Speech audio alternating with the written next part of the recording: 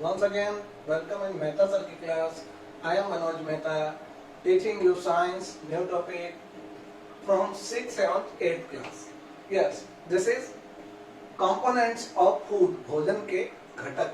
जी हाँ, हमने पहले सीखा था भोजन हमें ऊर्जा देती है. भोजन करने वाले प्राणी 3 प्रकार के होते हैं. हमने ये भी पढ़ा था कि आहार के आधार पर, भोजन के आधार पर प्राणी 3 प्रकार के होते हैं: शाकाहारी, मांसाहारी और सर्वाहारी. इंग्लिश में, in English, carnivorous, herbivorous and omnivorous. Carnivorous यानी मांसाहारी, हर्बीवरस यानी शाकाहारी और ऑमनिवरस यानी सर्वाहारी. चलिए अब हम उससे आगे की बात पढ़ते हैं कि हम भोजन करने से हमें ऊर्जा प्राप्त होती है, लेकिन भोजन में ऐसे कौन से घटक, ऐसे कौन से कंपोनेंट्स पाए जाते हैं? Which components we found in food. Which components we found in food. भोजन में हम कौन से ऐसे घटक प्राप्त करते हैं जिनसे हमारे शरीर को ऊर्जा मिलती है, हमारा शरीर बढ़ता है, हड्डियां मजबूत होती है. जब छोटे होते हैं तो हम कमजोर होते हैं, जो बड़े होते हैं मजबूत होते जाते हैं, हमारी लंबाई बढ़ती है. ये सब चीजें कहाँ से मिलती है हमें? हमारे शरीर को ऐसी कौन सी चीजें मिलती है जिससे ये सब कार्य होते हैं? तो इसके बारे में जानकारी हम इस टॉपिक में प्राप्त करेंगे. Yes, this is the topic components of food, भोजन के घटक. चलिए सबसे पहले भोजन में कुछ ऐसे तत्व पाए जाते हैं जिन्हें हम न्यूट्रिएंट्स कहते हैं, पोषक तत्व कहते हैं. जैसे उसकी परिभाषा पहले जान लेते हैं हम. We are going to find out definition of nutrients. Nutrient की परिभाषा क्या है? Food ingredients contain some components that are needed by our body, these are called nutrients. यानी हमारे शरीर को भोज्य पदार्थों में उपस्थित कुछ संघटकों की आवश्यकता होती है जिन्हें पोषक तत्व कहते हैं. हमने पोषक तत्व की परिभाषा जानी है, न्यूट्रिएंट्स की परिभाषा जानी है. What do you mean by nutrients? या पोषक तत्व से आप क्या समझते हैं, इसका ये आंसर है. चलिए हमें पता चल गया न्यूट्रिएंट्स के बारे में. अब न्यूट्रिएंट्स क्या होते हैं, कौन कौन से होते हैं, कौन सा न्यूट्रिएंट क्या कार्य करता है, यदि वह न्यूट्रिएंट, वह पोषक तत्व हमारे शरीर में मौजूद न हो या हमारे शरीर को पर्याप्त मात्रा में न मिले तो उससे हमारे शरीर पर क्या प्रभाव पड़ता है, क्या उनकी कमी से कोई रोग होता है, ये सब जानकारियां इस टॉपिक में मिलेगी.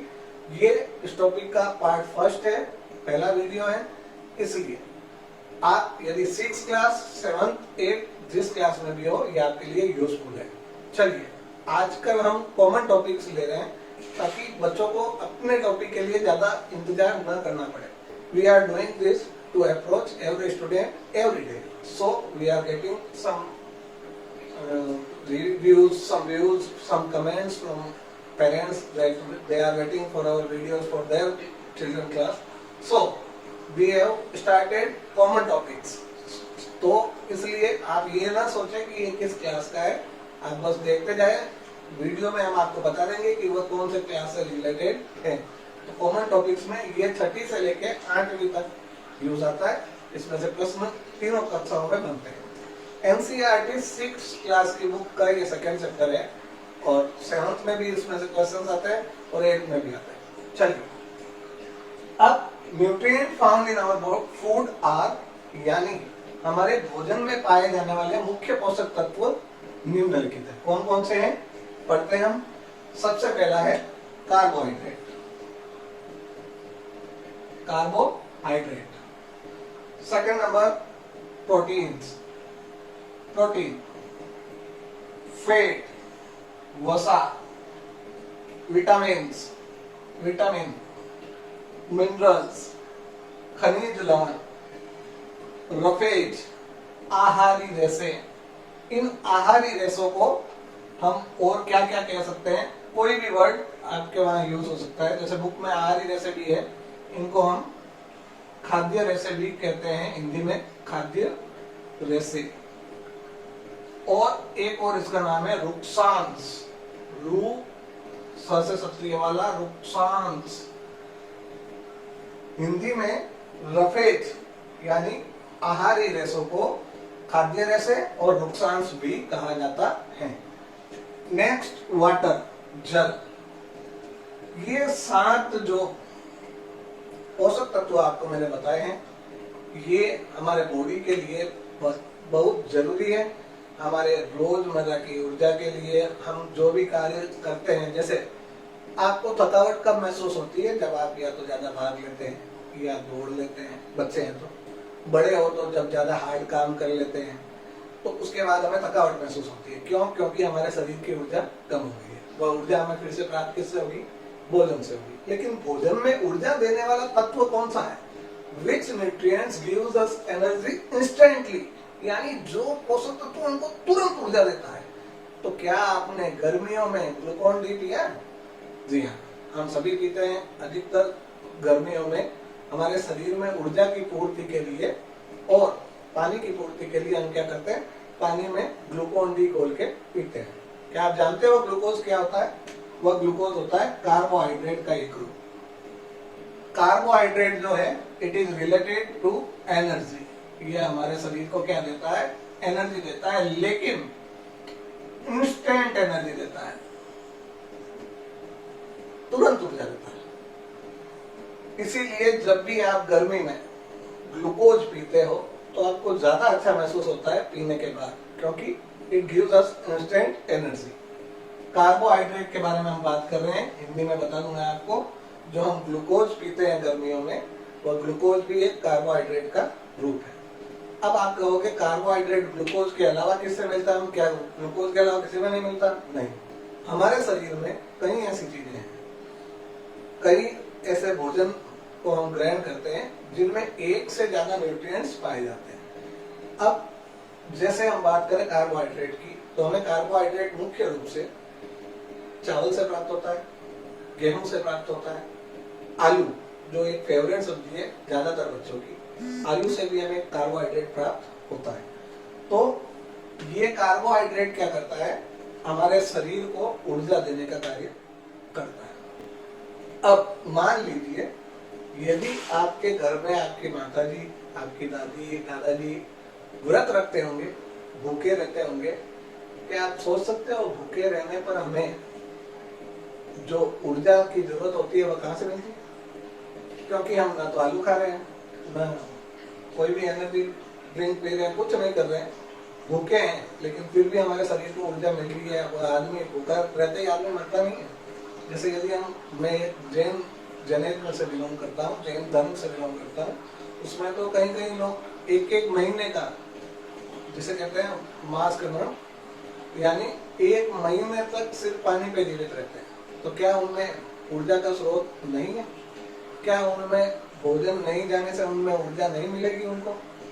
इसका पीछे एक न्यूट्रिएंट है, एक पोषक तत्व है जो कार्बोहाइड्रेट की एब्सेंस में, यानी कार्बोहाइड्रेट जब हमें नहीं मिल रहा हो तो हमारे शरीर को ऊर्जा देने का काम कौन करता है?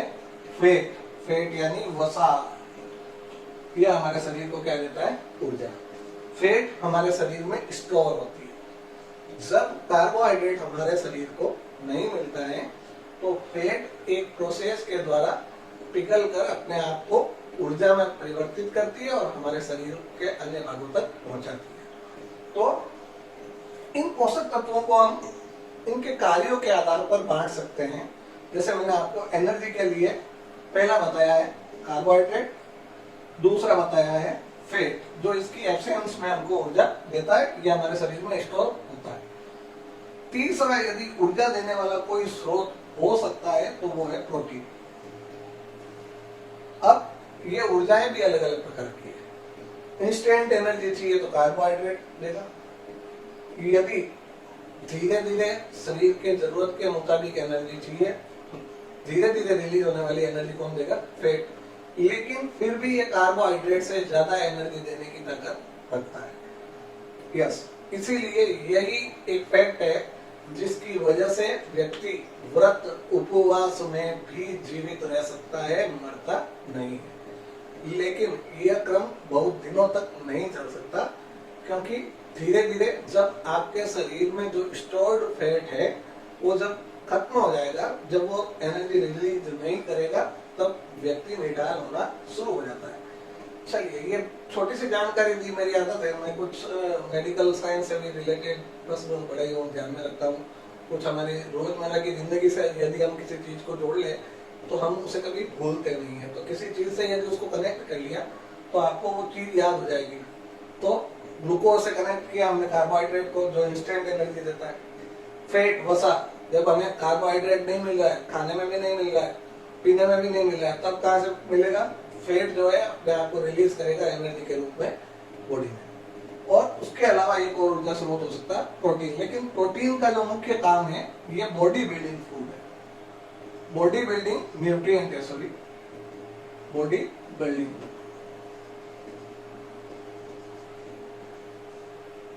यदि आपने सितारों को देखा है, सितारे यानी stars, Bollywood stars, cricket stars, ये एनर्जी ड्रिंक्स पीते हैं, प्रोटीन पाउडर पीते हैं। इनके जो मसल्स, जो बाइसेप्स आपने देखे होंगे, एब्स देखे होंगे, ये सब बनाने के लिए ये ऐसे भोजन पे ज्यादा डिपेंडेंट रहते हैं जिसमें प्रोटीन की मात्रा अधिक हो, तभी इनके मसल्स इतने अच्छे तरीके से बन पाते हैं। लेकिन आजकल के बच्चे क्या करते हैं, हर तरह का भोजन खाते ही नहीं है, क्योंकि उनको पसंद नापसंद बहुत ज्यादा है। जो नापसंद है वो आपके शरीर के लिए ज्यादा फायदेमंद है, जो पसंद है वो कम फायदेमंद है। लेकिन ये चीजें बच्चों को समझ में नहीं आती, इसके बारे में हम डिटेल से बात करेंगे। लेकिन अब बात कर रहे थे हम प्रोटीन की।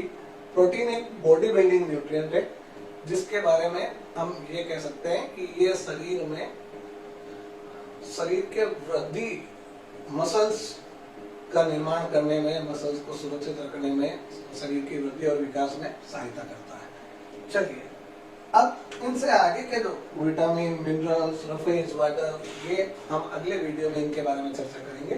तब तक के लिए पढ़ते रहिए, हमारा हर वीडियो को देखिए। अब आप वीडियो के टाइटल में कोई क्लास नहीं ढूंढ पाओगे, क्योंकि हमने कॉमन टॉपिक शुरू कर दिए हैं ताकि किसी भी क्लास के बच्चे को अगले वीडियो का इंतजार न करना पड़े, और ऐसे टॉपिक्स जो रियली उनसे रिलेटेड है वही टॉपिक्स हम दे रहे हैं। तब तक के लिए have a good day, good bye.